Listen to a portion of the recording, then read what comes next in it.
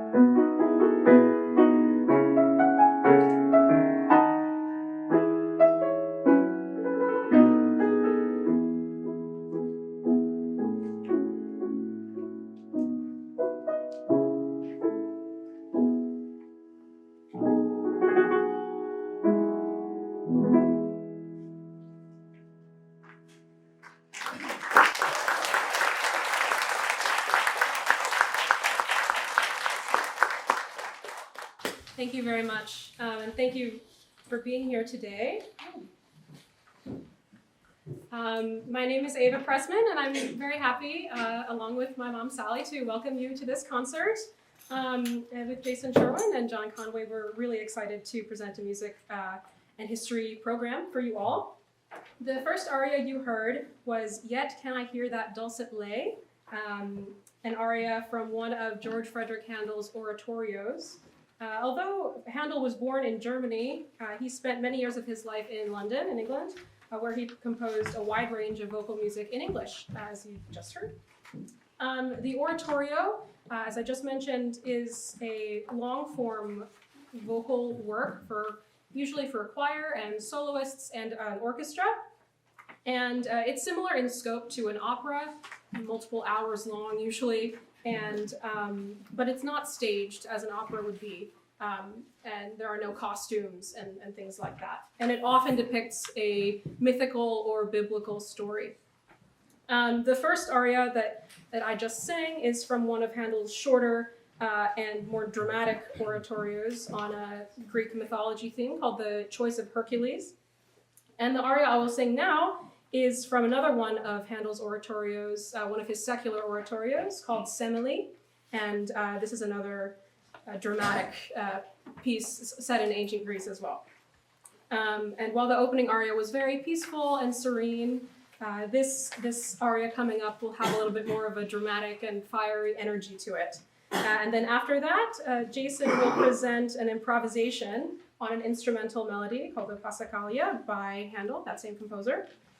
And you may be wondering why an 18th century German composer is relevant to this area or American history. And as Jason and John will present later on, there are some unexpected tie-ins from this music to our area and the time period we're focusing on today.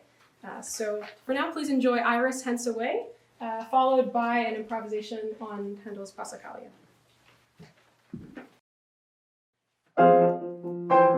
Hence, hence, Iris hence away. Iris hence away, away, away, away, far from the realms of day, far from the realms of day, far from the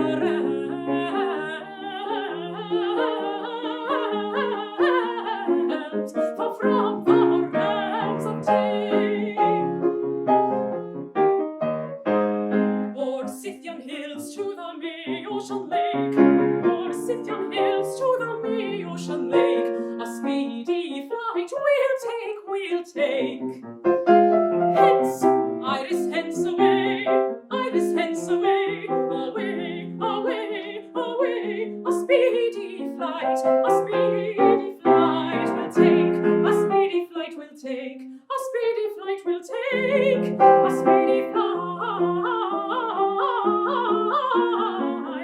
a speedy flight we'll take.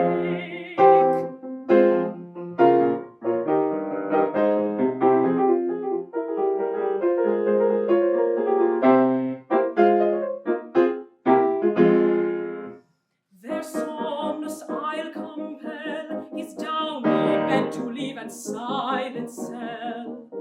With noise and light, with noise and light, I will his peace molest. Nor shall he sink again to pleasing rest, till to my vowed revenge he grants supplies and seals with sleep the wakeful dragon's eyes. Hence, hence, Iris hence away, Iris hence away, away, away, away, far from the realms of day, far from the realms of day, far from the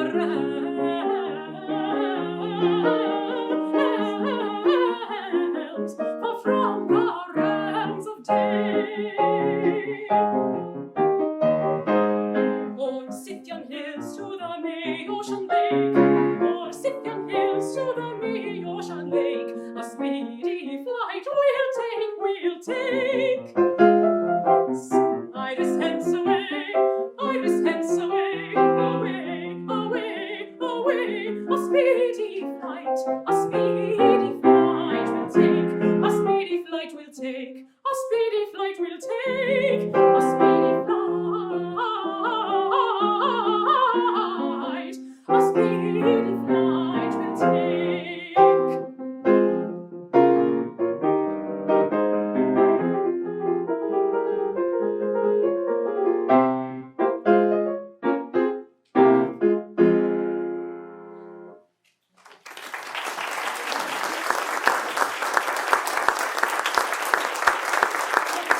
The Revolutionary War, that was our original No Kings event, right? And so that was the king we were, And so, but George III became king the year after Handel died.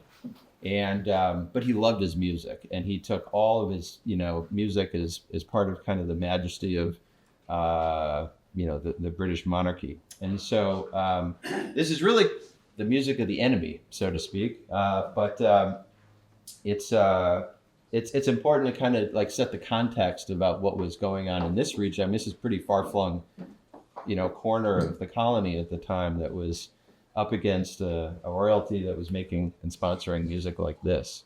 So John's going to give a little more context to that specific battle, the Battle of Minisink now, which didn't go too well for the colonials, but John will talk more about it. I think the magic, the power of great music is that it has the ability to transport us back in time. And so as an historian, I'm going to try to complete that picture now, and I just ask you to kind of close your eyes metaphorically and sort of take yourself back to a different time, a different world, really, the second half of the 18th century. And just as music was in a transition at that time, a change from the Baroque to the classical, let's say, America was in a period of great change as well. And obviously the greatest change of that was the Revolutionary War. But that didn't just happen all at once. That was a gradual process, and there was an entire buildup of that. And I think, as Jason said, this was the frontier. This was sort of the wilderness. It was out of the way. But the people didn't live in a bubble here. I'll get to a little bit more about that in a minute. And in many ways, what was happening here in the Upper Delaware was a microcosm of what was happening in America in general. The Upper Delaware is settled by a group from eastern Connecticut. And there's great change for them. They're going from what was essentially, yes, a small town. Most of them were from Norwich, Connecticut, but had sort of an urban feel, certainly much more urban than what they were going to find when they came here. But what was happening in America at that time, in the second half of the 18th centuries, we get into the 1750s, men who had accumulated some wealth had made an interesting discovery. A good way to increase that wealth was to invest in land. Land was a commodity that they could make money with.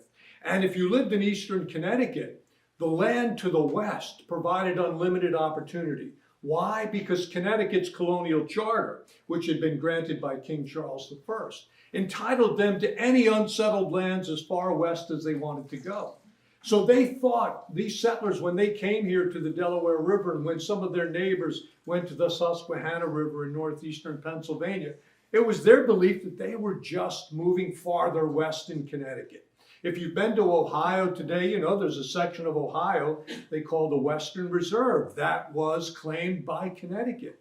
Connecticut actually ends up going to war with Pennsylvania over the land on the other side of the river, called the Pennamite-Yankee War. Of course, New York claimed this land.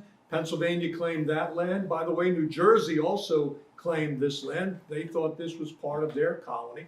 The Jersey claim line is about 10 miles north of here. If you drive north on 97, you'll see an historic marker that says Jersey claim line. So there were lots of changes happening. These settlers come here, they trade their sort of urban existence for the frontier, for wilderness.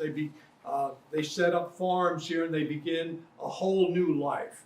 They're undergoing a transition. And then they not only lived through the French and Indian War, which is a major disruption for many of them, but the Revolutionary War is something that they could never have imagined. We tend to think of the Revolutionary War as two military fighting against each other, and certainly it was, the British and the Americans. But just as great music is nuanced, it's all about the nuance that sets it apart. History's very nuanced. And in addition to those military forces fighting in the Revolutionary War, the interesting thing about the war, the nuance of it, was that it also pit neighbor against neighbor. And in that way, what was happening here in the Upper Delaware was very similar to what happened throughout the colonies. neighbors who at one point in time, think about it, you're helping each other survive, you're sharing food, you're taking care of each other in times of need, as good neighbors do. And the next minute, whatever it is that separated you, you're killing each other on the battleground. So what happens here in this settlement we call Cushitunk, the upper Delaware, which by the way was both sides of the Delaware River, about 30 miles long from, let's say, present-day Lackawaxen to Callicoon. Neighbors choose up sides, just like everywhere in America. You're either content with your life, you're happy with the way things are, you're loyal to your king, you want to remain part of Great Britain, or you're a rebel, a rabble-rouser. You want to break away, you want to form a new country. And it just happened that in this settlement there were many more loyalists, people who want to remain part of Great Britain, than there were rebels, or what we would call today patriots. And so when the fighting actually begins in 1775 and 76, the patriots, the rebels, they leave. They're outnumbered here. They don't feel safe. Most of them end up downriver where there are more like-minded individuals. So they move to Minisink and Peenpack and Goshen, where there are more patriots. The loyalists remain in their homes here in the upper Delaware. But the two sides do interact throughout the war. They burn down each other's homes. They murder families. The atrocities on both sides would stun you. It's not just the military.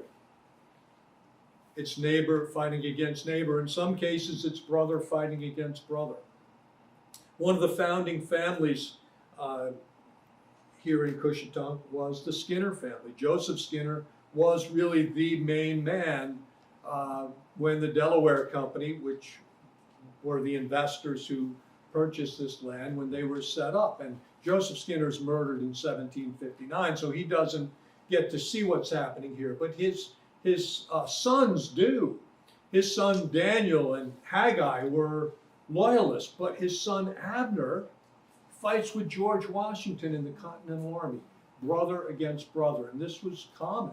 The Battle of Minisink is a great example of that. When the Battle of Minisink takes place in July of 1779, we have neighbors from Cushitunk fighting on both sides. So we know that Moses Thomas and Bezaleel Tyler, both sons of original Cushitunk settlers, are killed at Minisink. Oliver Calkin fights on the Patriot side there. He manages to survive. His father, John Calkin, was actually the medical doctor in the Sullivan when it was first established. He ends up moving to northeastern Pennsylvania, to the Wilkes-Barre area, because they made him a better offer. They gave him a lot of land to come and be their medical doctor. But Oliver stayed here with his family. He fights at Minisink. He survives.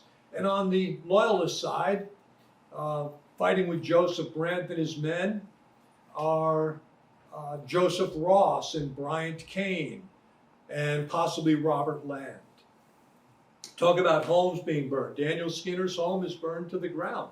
He was a loyalist and the Patriots made him pay for that. Bryant Kane's home is burned to the ground one night and his family is murdered. Robert Land's home burned to the ground that very same night and his family would have been murdered as well, but they managed to escape at the very last minute with the help of a friendly Native American. And Robert Land's wife, Phoebe, is sort of the hero of the day. She manages to get the children out of the house just before these men come and burn their house to the ground. The family literally watches from the cornfield as these men, who are not strangers to them, these are men that they know well, these are their former neighbors, burn their house to the ground. And Phoebe's smart enough, by the way, to recognize the fact that it's probably not a bad thing that everyone believes that the family perished in the fire, just like the Kane family had been murdered. She lets her neighbors believe that her family was also killed. And so the word spreads that the Land family, like the Kanes, were killed.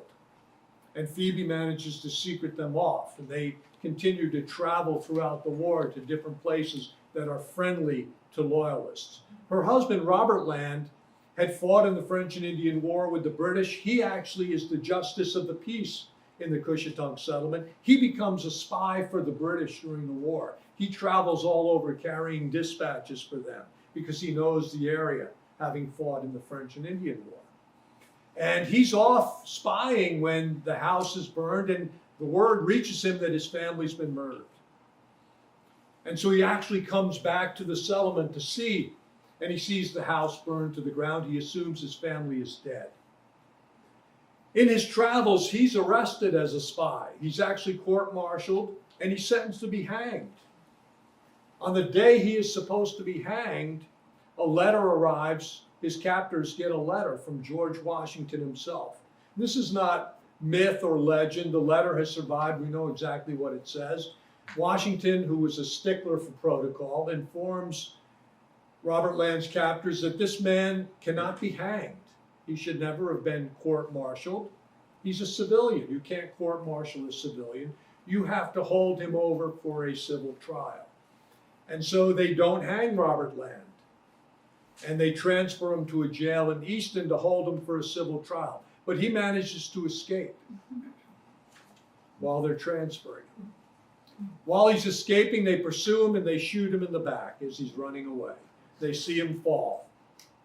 What they don't realize is that Robert Land is carrying a knapsack with his belongings in it. And so when the musket ball hits him, it knocks him down, but he's not actually wounded.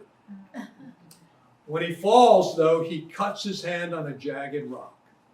And because he's been running, and because literally he's escaping for his life, his heart's pounding, he bleeds profusely from that cut. And so when the pursuers reach the spot where they saw him fall, even though they don't find his body, he's managed to crawl off and hide.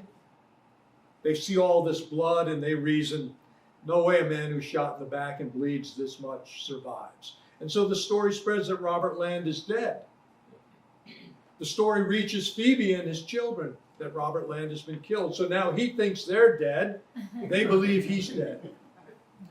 11 years go by. The war has ended. Robert Land is living in Canada because the British gave him a land grant for his service, as they did with many of the Loyalists. And Phoebe eventually gets most of her family to Canada. And by the way, if you go to Hamilton, Ontario today, it's one of the major cities in Canada. Robert Land is a hero there. He's one of the founders of the community. There's a Robert Land wing of the hospital. There's a Robert Land Academy, which, by the way, I just found out closed earlier this year because there was some kind of a scandal. But Robert Land Academy, named for this man. So anyway, Phoebe gets her family to Canada, and she is passing through that area, and someone says to her, "Oh, your name is Land? There's a man who's been living at the head of the lake for many years. His name is Land. You should go visit him. Maybe you're related." So Phoebe doesn't think so because she believes her husband's been dead for a number of years, but she decides, well, let me go see who this might be. She takes a couple of her boys and they travel to this ramshackle cabin in the middle of nowhere, and there's this recluse living there. They walk up a path and there's a man on the porch smoking his pipe, and as they get a little bit closer, they realize it's Robert. And after 11 years, the family is reunited. So Robert Land lives until 1818. He's nearly 80 years old when he dies. Phoebe, who's actually a few years older than Robert, lives until 1826. But they did get a number of years together after they were reunited, so sort of a happy ending for the family. Benjamin Tusten was not so lucky. Benjamin Tusten was one of the men, along with Moses Thomas and Bezaleel Tyler, who were killed at the Battle of Minisink. And the interesting thing about the Battle of Minisink, the tragic thing about it, is that the men who were killed there, we believe there were 46 of them, their remains were never buried. They were left on the battleground.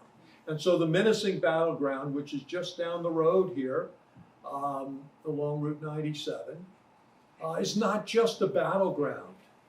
It's also in many ways a burial ground. It's sacred ground in the area around Hospital Rock, where Tusten and 17 of his men, Tusten, as you may know, was a medical doctor. And he had a chance to run. He was not wounded. He could have left. His commanding officer, Colonel Hathorne ran, and he said, "It's every man for himself, save yourself." But Tusten refused to leave. True to his oath, he wanted to take care of these men who had been wounded. And so he gathered them in the shade of Hospital Rock. It was a brutally hot day, and he tried to comfort them. And once the Loyalists broke through the lines, the battle devolves into hand-to-hand combat, and Tusten and those 17 wounded men are killed right there at Hospital Rock. And the remains are left for 43 years. No one came back to claim the remains. And finally, just by a fluke, the Orange County Medical Society in 1822 had their annual dinner, and the keynote speaker decided to speak about Benjamin Tusten, who had been a young medical doctor in Goshen. Prior to the war, his greatest concern was, how do I build my practice in this small town where there are already 3 established doctors? And next thing you know, he's fighting. Most of his men had never been in battle before, and this is the story of the Revolutionary War. How many battles pit men who were fighting for the first time? The only time they had fired their weapons before were hunting animals, and now they're shooting at their neighbors. So Tusten is killed and his remains there, and this doctor decides to speak about him, and that renews interest in Benjamin Tusten. And so after that dinner, a group of men from Goshen decide, let's go see if we can find any of the remains. And so they mount an expedition and they come up. They only gather about 300 bones. So if you know your anatomy, you know that's nowhere near 46 men. And those bones are taken back to Goshen. They're buried there. There's a monument. 15,000 people showed up at the ceremony when those bones were buried. And Colonel Hathorne himself, who was at that point in time quite elderly, was the keynote speaker. And he said that when America reaches the point where we no longer venerate the men who have died for our freedom, the country is at its end.